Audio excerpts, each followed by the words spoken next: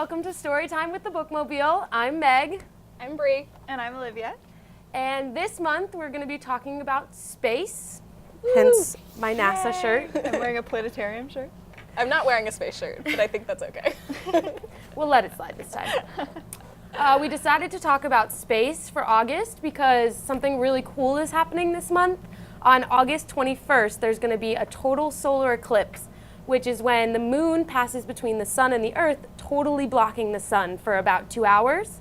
And this is the first time this has happened since 1979. So it doesn't happen all the time, really cool to see, but you're not supposed to look directly at the sun at any time, even during an eclipse. But you can go to your local library to get special glasses that will allow you to safely look at the eclipse. So just another excuse to go visit your local library, which we are big fans of. Plus, I think the glasses look pretty cool. Yeah. It's like 3D glasses from a movie. Yeah. Oh, cool. Yeah. So for our space theme, we're going to be singing songs about the sun and the moon, making a solar eclipse craft, and reading how the meteorite got to the museum. I also have jokes. And space jokes. All the space jokes.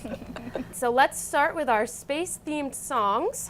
Our first song is to the tune of The Farmer in the Dell. Ready? Yes. The sun is in the sky, the sun is in the sky, hot and bright it gives us light, the sun is in the sky, the moon is in the sky, the moon is in the sky, around and round the earth it goes, the moon is in the sky, the stars are in the sky, the stars are in the sky, twinkly bright they shine at night, the stars are in the sky. It's hard, there's so You much improvised rhyming. a little bit there, but it was great. I just got tripped up over the words. Have you ever tried to do like a tongue twister? Was that what happened? Yeah, it was like Peter Piper That's picked okay. a pack Good of song. stars. Okay, our next song is sung to the tune of I'm a Little Teapot, and it's about a rocket blasting off to the moon. Can you guys imagine how cool it would be to watch the solar eclipse from space? Oh my gosh, that would be amazing. That's my dream. Would Would it even work? I don't think it would If you work were- from space. If you were above the earth, but in between the I moon. think if you were in orbit. If you like were a in very between the specific moon place, and the probably. earth? Maybe, yeah. Yeah. Yeah. We'll look into it. We'll let you know. Okay. Ready for this one? Yes. Okay. I'm a little rocket pointing at the moon. Now I'm getting fueled up, we'll be ready soon. When it's time to board me, Then I'll say, blast off, zoom, we're on our way. I like that one. Awesome That's a good singing. one. I really like that one. Awesome song. singing. All right, now it's time for some space jokes. Right. Bree, what do you have for us? The funniest jokes. Ever. Always. Ever. Okay. Why did the sun go to school? He wanted to get an education. Valid, but to get brighter. Oh. Yeah. Yeah. Close.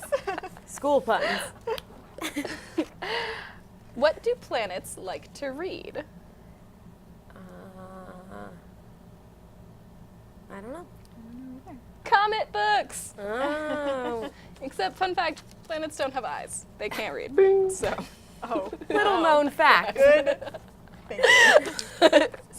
Surprising thing you might not have realized. All right. How does the man in the moon cut his hair? Did not know he had hair. Me neither. Eclipse it! Ah! Eclipses. He used like giant space scissors.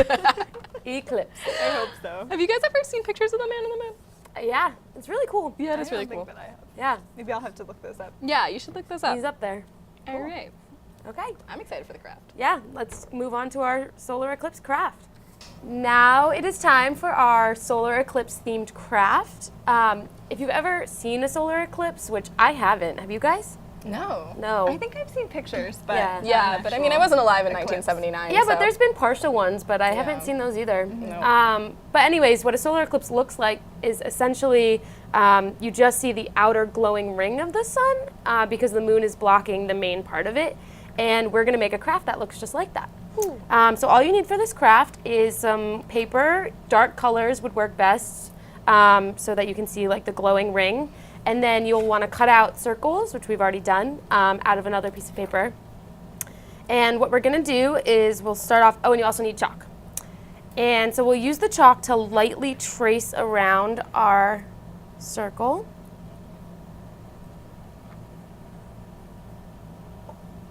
The tracing is not on point right now. Oh no. Great thing about chalk though is that it's a little bit erasable. Yeah. So if you mess up, you can just sort of smudge it. Ah. Very nice. Okay. And then you'll take the chalk and you'll kind of color really heavily on the circle in order to make a lot of dust. Like around the edge? Or? Yeah, just Okay. you want to build up a lot of chalk dust right there.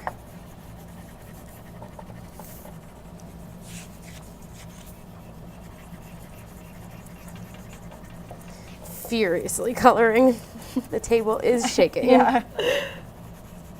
You know, my spinny chair is Might help if somebody spinning else furiously. Held it holds down, yeah. Yeah. Yeah, the center Or if circle. you just spin And it a little then bit. when you've got the dust, you can kind of use your finger to brush it towards the edges onto your other piece of paper in order to kind of make that glowing ring. And you can do this a couple times until it looks the way you want it to.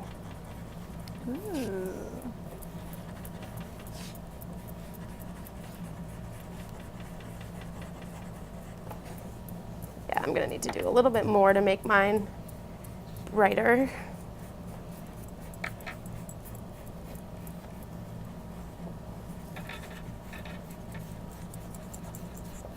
So, since we're talking about space, do you guys believe in aliens? Absolutely yes.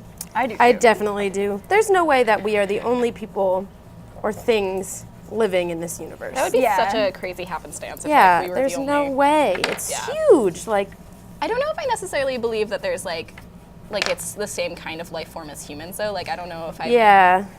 believe that like in the sort of little green man type of alien Oh, life. I do. I mean, there's probably intelligent life out there, but I definitely think that there's like at least like some like plant life or like animal life, but maybe not necessarily. I egotistically would like to believe that we are the smartest beings in the entire universe. Bree, can I use a little bit of your yellow? Absolutely. I'm really liking the mixing of I different bet colors. alien plants would be really cool. Yeah. I bet they'd have all sorts of cool flowers and leaves and I'm imagining all of them to sort of be like really big Venus flytraps. I don't know why. Venus flytraps do kind of look like alien plants. They do. That's true. Also, on the theme of space and my NASA shirt, my grandmother actually worked for NASA as a computer. So before we Cool. had machine computers, we had people computers. And my grandma was one of those. My dad is actually a retired engineer. He used to work on parts for the International Space Station, which is pretty cool. Oh, that is cool. Yeah. I went to a lot of like take your child to work days when I was growing up, and we always did a lot of cool space activities. That is Oh, that really is cool. really cool. Yeah. Okay, so you should have what looks like a glowing ring around a circle, which is what a solar eclipse would Ooh. look like. And then if you want to, you can add to your drawing. I'm gonna add some stars, maybe a little planet or Can I have the something. yellow back? Oh yeah. Bree, I love how bright yours is. I really went for it.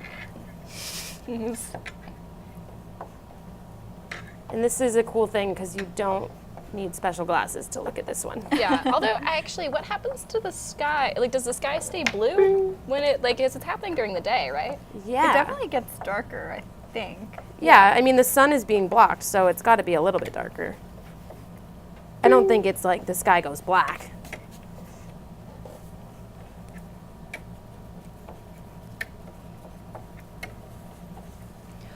Yeah, I guess technically a solar eclipse is happening during the day, but I'm adding stars anyways because they are always there, even if we can't see them. Maybe this is like what the eclipse would look like from space. Yeah, true. If you from could that see rocket. it from space. Which we're the really rocket. not sure of. Which we're not sure about, but We're gonna we'll look it fact up. check that one, but. And then you've got your solar. Wow, Bree, that is so cool. Feeling very artistic. And you've got your solar eclipse craft. I'm going to sign my name on it. Always a good idea. I like you guys shading with your fingers. Very creative. Cool. I'm excited.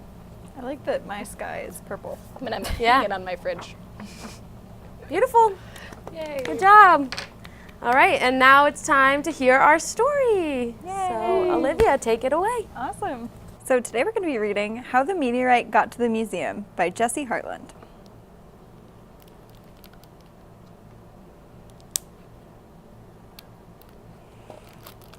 A meteorite is, simply speaking, a rock that survives a fiery fall from outer space and lands on Earth. This happens thousands of times a year. Meteorites fall all over the place, in the sea, in deserts, on the plain, and in jungles and forests. They don't usually fall into people's yards, but this one did just that. And it happened not far from New York City in a town called Peekskill, New York. But how did the meteorite get here, to the museum?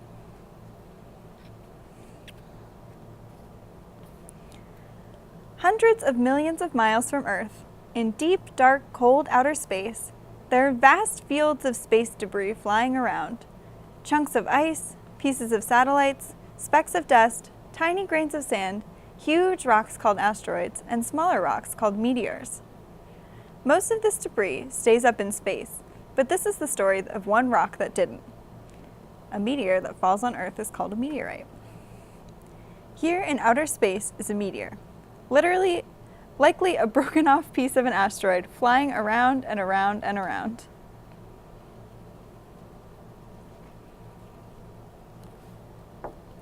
A year goes by, a million years go by, a billion years go by, over 4 billion years go by. Then, on October 9th, 1992, and no one knows exactly why, the rock changes course and enters Earth's atmosphere over the state of Kentucky.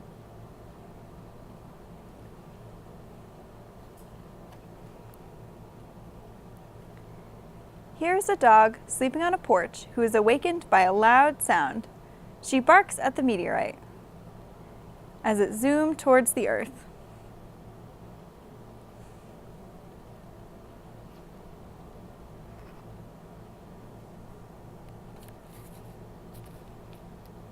Here are the Virginians enjoying a late-night burger who suddenly see a fiery trail in the sky.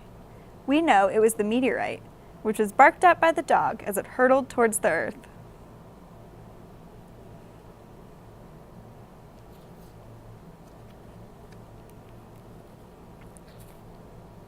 Here are the sports fans at a Pennsylvania high school football game.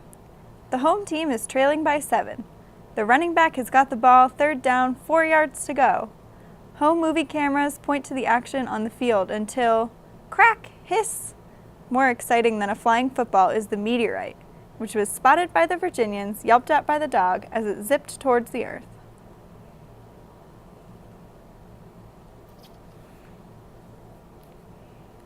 Bang, crash.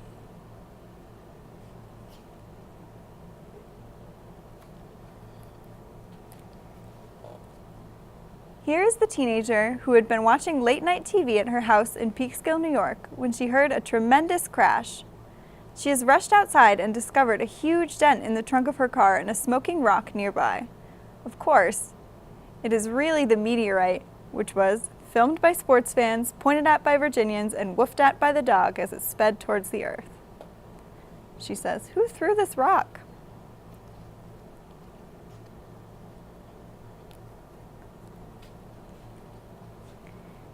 Here are the police who rush to the scene. They poke and prod at the still warm rock and declare criminal mischief for what really was caused by the meteorite, which was discovered by the teenager, recorded by sports fans, spotted by Virginians, and howled at by the dog as it bolted towards the Earth.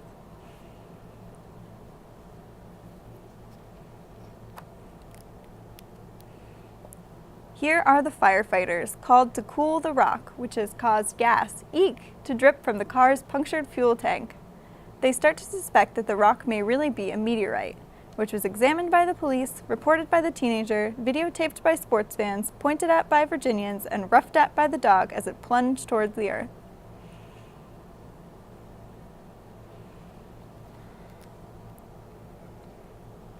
Here is a geologist, a scientist who studies rocks to learn about the history of the Earth. He has come to Peekskill, New York from Columbia University to investigate the mysterious rock. He confirms that what smashed the car is indeed a meteorite.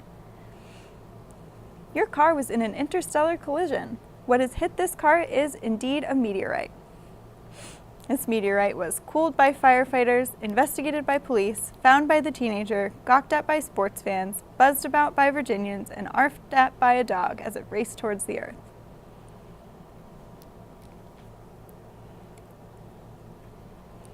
Here is the curator of meteorites from the American Museum of Natural History in New York City. He is admiring the space rock and hoping to obtain at least a slice of it. The museum would love to add to its collection this meteorite, which was identified by the geologist, cooled by firefighters, cordoned off by police, called in by a teenager, taped by sports fans, remarked on by Virginians, and arfed at by the dog as it crashed towards the Earth. And he says, this likely came from an asteroid belt between Jupiter and Mars. The museum would love to add this meteorite to its collection.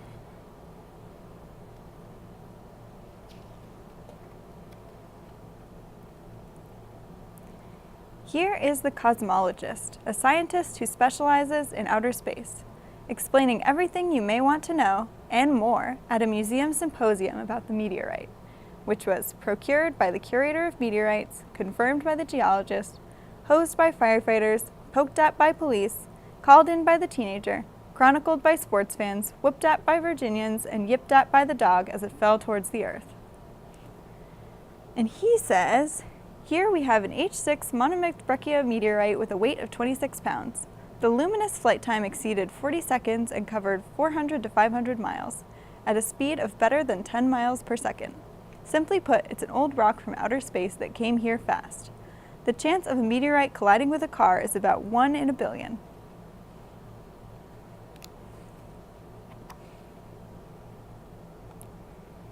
Here is the exhibits team at the Natural History Museum, designing the lighting, signage, and diorama for their newest acquisition, the soon-to-be famous meteorite, which was examined by the cosmologist, acquired by the curator of meteorites, measured by the geologist, chilled down by firefighters, protected by police, phoned in by the teenager, captured on video by sports fans, called to by Virginians, and yapped at by the dog as it plummeted towards the Earth.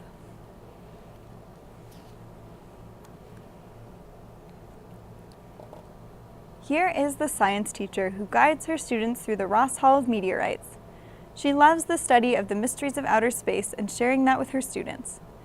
Now, surrounded by a crowd of new young fans, is the Peekskill meteorite, which was barked at by the dog, witnessed by Virginians, filmed by sports fans, found by a teenager, poked at by police, sprayed with water by firefighters, validated by the geologist, obtained by the curator of meteorites, summed up by the cosmologist, presented by the exhibition team, and explained by the science teacher, who says, and that's how the meteorite got to the museum. The end. Thank you so much for reading that to us, Olivia. That was a great story. Yeah, no problem. I really enjoyed it. Did you guys have a favorite part? My favorite part was when the dog was barking at the meteorite. That was pretty funny. That is funny. I really liked when the policeman declared that the meteorite hitting someone's car was an act of criminal mischief. Oh yeah, very mischievous meteorite. Yeah, don't know how he's gonna end up in jail or get arrested, but no hands for handcuffing. That's true. I really liked at the end when the science teacher took her class to the museum because I really like going to museums. Me I thought too. That was cool. Yeah. Awesome. Okay, well, that's all we have for our story time with the Bookmobile. We do have some announcements for upcoming Bookmobile events. Bree? Well, our newsletter should be out, so you should take a look at that. It should be posted on our website, maybe our Facebook, or you subscribe, which is awesome. We also have the Bookmobile 5K coming up on August 12th. So that's really exciting. It's in Enosburg, Lincoln Park, and the kids' fun run starts at 8:45, and the actual run starts at 9. Registration opens up at 8 if you want to do the day of registration. So The registration's also online if you want to do that too. It's on our Facebook and our website as well. And on, well, you should already know this, but Franklin County Field Days is coming up, and the Bookmobile team will be there with the Flair booth. So get excited. I think we're also doing an interview with Northwest Access TV. So oh yeah, so pretty excited. A lot of us. A lot of us. And I think that's it. Yeah. Yeah. Awesome. All right. Well, don't forget August 21st, solar eclipse. Pick up your glasses from your local library. Bree is really excited because she's So actually going to be excited! in Austin, Texas, which is Memphis, Tennessee. Okay, close. But right where the solar eclipse will be like the best viewed. So excited. Okay, that's all we have time for. Thank you so much again for joining us, and we'll see you next month. Bye.